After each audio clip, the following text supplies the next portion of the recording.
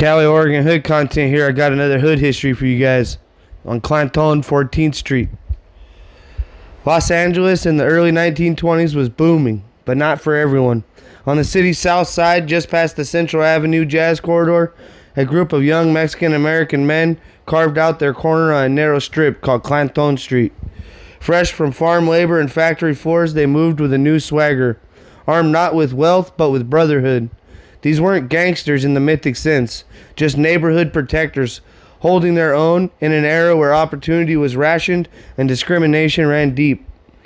When city planners later renamed Clanton Street to 14th Place before World War II, locals adapted instinctively. The 14th stuck, transforming into a badge of identity. Clanton 14th Street was born, or C14, one of Los Angeles' first recognized Mexican-American gangs. C14 embodied something older, Vadio pride. By the 1940s, that pride would collide with prejudice. The infamous Sleepy Lagoon murder trial of 1942 swept up several young men tied to Clanton neighborhood, falsely casting them as violent delinquents.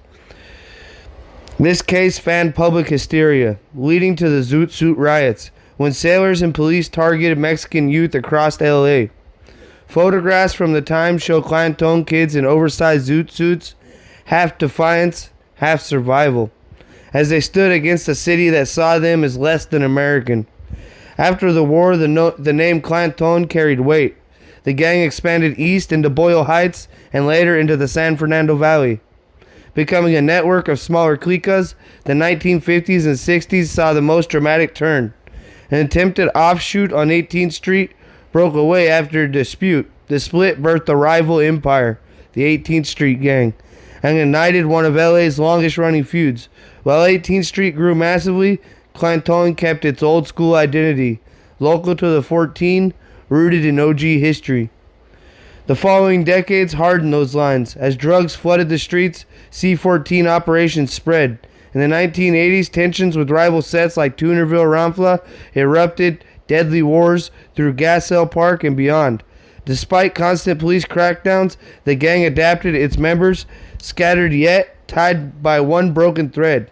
History today, a century after its birth, Clanton 14 remains etched in Los Angeles' DNA as a symbol of both survival and sorrow, a generational echo of young men defending their block in a city that kept shifting beneath their feet.